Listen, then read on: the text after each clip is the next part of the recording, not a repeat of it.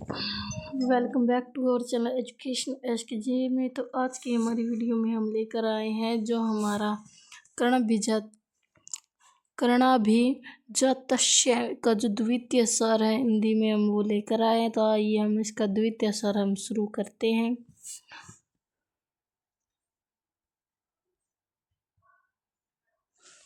तो इसमें क्या द्वितीय स्वर है जो शुरू करते हैं। प्रथम अंक तथा द्वितीय अंक के बीच में घटने वाली घटनाओं की सूचना देने के लिए द्वितीय अंक के आरंभ में विषंभक की रचना की गई है। सूत पुत्र वसुसेन के पिता अधिरथ स्वच्छ आचरण करते हुए आश्रमवासी छात्रों से उनकी स्वच्छता का कारण पूछते हैं। छात्र अवकाश का आनंद ले रहे हैं। आश्रम में प्रतियोगिता के बाद अवकाश की घोषणा की गई है। अधिरथ प्रतियोगिता में अपने पुत्र वसुसेन कर्ण की स्थिति के बारे में भद्रसेन नामक छात्र से जानना चाहता है कि क्या वसुसेन ब्रह्म विद्या तथा धनुर्विद्या में पुरस्कृत नहीं हुआ। एक छात्र अधिरथ को बताता है कि ब्राह्मण न होने के कारण कोई भी विप्रकुमार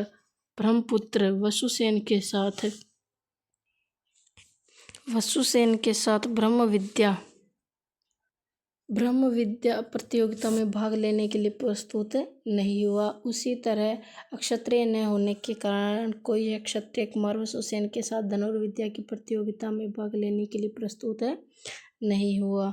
यह सुनकर अधिरथ व्याकुल होकर अपने दुर्विदेव की याद करता हुआ कहता है कि तूने मेरे पुत्र की यह कैसी दुर्गति कर दी।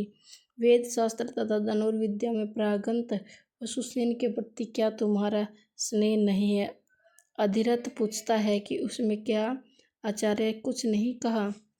प्रथम छात्र कहता है कि गुरु ने कहा है कि वसुसेन तुम शास्त्रार्थ और वेद शास्त्रों में पारंगत हो, किंतु उनसे तुम्हारा कोई प्रयोजन नहीं है, क्योंकि तुम दिव्यता को प्राप्त करके भी सारथियों के कुल में उत्पन्न सूतपुत्र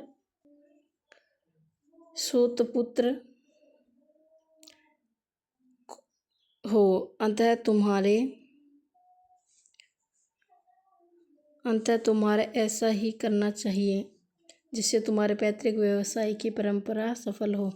अधिरथ यह सुनकर आक्रोश में भर जाता है और यह कहता है कि जातीय जड़ता का ऐसा कोई शिरोन्नत कर्म से अर्जित शक्ति जाति के कारण निष्फल हो जाती है। समाज अंधा है जो सूर्य जैसे सत्य को नहीं देख रहा।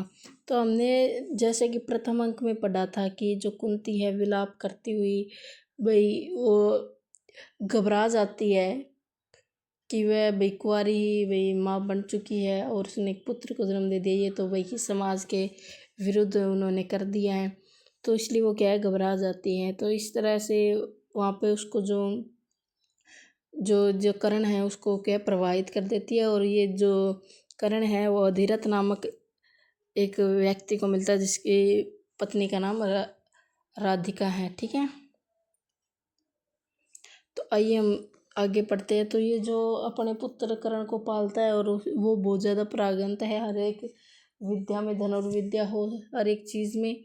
ठीक है, लेकिन जो समाज है उसे अब भी स्वीकार नहीं कर रहा, क्योंकि क्या है जो अधिरथ है वो क्या है छोटी जाति से संबंध रखता है। ठीक है, आगे चलिए। अंत में पुत्र को धैर्य न छोड़ने का आश्वासन देता हुआ वह कामना करता है कि जिस दिव्य शक्ति ने चरमवती के जल में अबोध बहते हुए भी विपत्ति में मृत्यु के मुख में बचाया, वही दिव्य शक्ति कर्ण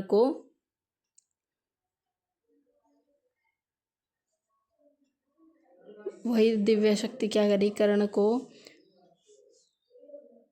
कर्ण को सबका शिखामणि बनाएगी। यह सब छात्र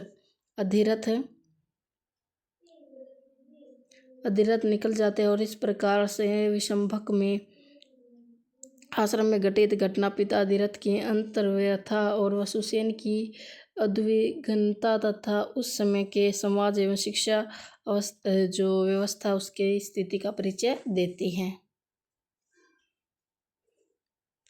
तो आगे ये विषंभक समाप्त हो जाता है।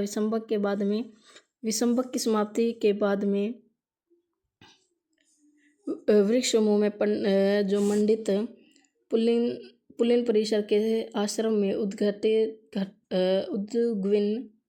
अग्नि बैठे वसुसेन कर्ण अपने ध्रुवदेव को कोस रहा है और वह कहता है कि हाँ ध्रुवदेव, तूने यह क्या कर डाला। न तो भुजंग जैसी कुटिल भुजाओं का शौर्य है, न धनुष की फड़फड़ाती हुई प्रत्यंचा, न ही स्वा अध्याय के समय सद्गुरुओं की विवेक संपन्न होकर की गई सेवा काम आई। बुद्धि जलवती बल प्रतिभा और शक्ति से मैंने जो जो प्राप्त किया वह अब धर्म कुल अभिजात दुर्दिनों के नष्ट कर डाला।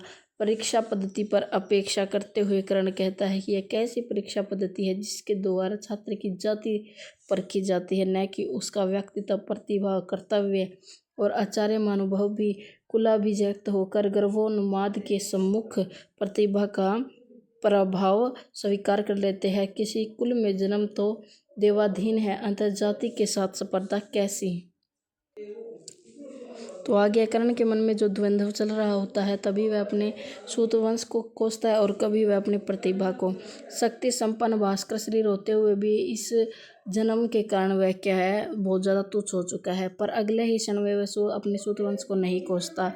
वह कहता है कि मुझे स्नेहमयी माता और देव रूपी पिता मिले हैं, जो इस जाति और वर्ण के द्वारा विभाजित कर दिया गया है। इतने में पिता अधिरथ और माता राधा प्रवेश करते हैं। माता अपने स्नेह से कर्ण को अपने हृदय से लगा लेती है और पिता वसुसेन उसका धैर्य बंधाते हुए कहते हैं कि दिव्य शरीरधारी पुत्र को निर्जन स्थान में छिपकर नहीं अपनी कायरता प्रदर्शन नहीं करनी चाहिए, बल्कि क्या है, कर्ण उन्हें बताता है कि वर्चस्व से भयभीत ब्राह्मण तथा क्षत्रिय कुमारों ने वैसा किया जिससे उन्हें मेरे सम्मुख न आना पड़े। अधिरथ कहता है कि जब तक दीप्त प्रभा से उत्कर्ष वाला सूर्य व्योम उत्क्रांत नहीं करता, तब तक चंद्र और तारामंडल आकाश में शोभित, तब तक ही क्या है, अंत तुम्हारे सामने कौन ठहर सकता है। राधा भी ऐसा ही कहती है कि हाथी का दर्प भंग करने वाला सिंह जब तक वन में प्रवेश नहीं करता, तब तक पशु पक्षी गरजते और वीरता का प्रदर्शन करते हैं। राधा कुलगुरु की दशा पर भी खेद प्रकट करती है और रघुकालीन गुरुओं की मर्यादा अब समाप्त हो चुकी है, इसके बारे में बताती है।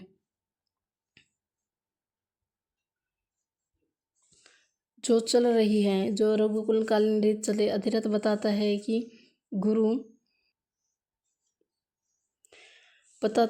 गुरु दक्षिणा के बहाने से उपाध्यापक द्रोणाचार्य ने भील बालक एकलव्य का अंगूठा ही काट लिया। कर्ण ने एकलव्य की धैर्य परीक्षा की सराहना करता है और बाण यज्ञ में युपरूपी अंगूठे के साथ में साथ दान धैर्यशील और एकलव्य ने अद्वितीय गुरु तत्व को प्राप्त किया है। कर्ण कहता कि आचार्य के द्वारा जितना भी महत्व कर्ण के सूत पुत्र होने को दिया गया, उतना उसके ज्ञान और प्रयत्नपूर्वक पढ़े गए वेद शास्त्र तथा धनुर्कौशल को नहीं दिया। अधिरथ राधा को कर्ण के जन्म के रहस्य को बताने का उचित समय मानते हैं और राधा कर्ण को बताती है कि वह उसका सगा पुत्र नहीं है। सूत पुत्र होने का आख्यान असत्य है। कर्ण राधा का औरस पुत्र नहीं है और राधा तो शेषों से उसका पालन पोषण करने वाली धात्री है। राधा कहती है, तुम हृदय से सूत पुत्र की राधा तो शेषव से उसका पालन पोषण धात्री बनकर कर रही है। राधा कहती है, तुम हृदय से सूत पुत्र की उपमान भावना को दूर करो। तुम निश्चय ही देवदत्त प्रभाव से युक्त उच्च कुल से उत्पन्न कुमार हो। तुम्हारे पिता कोई देवता प्रतीत होते और तुम्हारी माता कोई तेजस्वी स्त्री। कर्ण जन्म देकर पुत्र को जल में फेंकने वाली स्त्री को विलासिनी कहकर उसका तिरस्कार कर देता है, पर राधा उसे कहने को कहती है कि नारी हृदय की व्यवस्था कल्पना से परे होती है। विश्वास में लेकर कुटिल मनुष्य द्वारा ठगे जाने या अपवाद के भय से अंतर्द्वैध होकर अबला के कुसुम कोमल हृदय भी वज्र हो जाते। अबला की वेदना को कौन जानता है कि पुत्र वियोग से टूटे हुए हृदय वाली असहज वेदना और कठोर बनकर उसने न जाने कौन सी अपवाद कथा के दुख से व्याकुल होकर वज्र जैसा निष्ठुर आचरण किया होगा, और उस तेजस्विनी के आशीर्वचन से ही कर्ण का निरंतर कल्याण कर रहे हैं।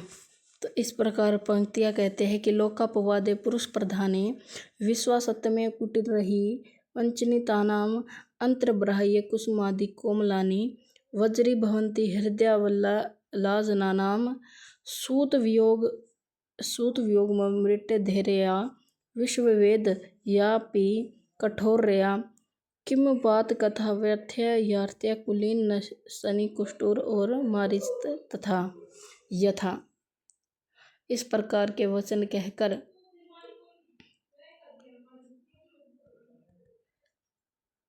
सत्य शोक प्राप्त तपस्वनी आशीर्वंचित कल्याण से कुरोन निरंतरम। इस प्रकार के वचन कहकर कर्ण कहता है कि मेरे लिए तो मेरी धात्री ही मेरी जननी है, और इतने भद्रसव और गुरुजनों को प्रणाम करता है। भद्रसव अधिरथ का बड़ा पुत्र है। वह शिक्षा पूर्ण करके गुरु के आश्रम से कल ही लौटा है। वह भगवान परशुराम की शिक्षा नीति की प्रशंसा करता है। भगवान जामदग्नि को प्रसन्न करना कठिन है, तथापि धनुर्विद्या से अद्वितीय है। उसके यहाँ क्षत्रियों का प्रवेश निष्पद है, ऐसा उन्होंने अपने शिष्य भीष्म से पराजित होने के कारण नियम बनाया है। और पिता अधिरथ ने अनुमति लेकर कर्ण परशुराम से शिक्षा प्राप्त करने के लिए संकल्प करता है।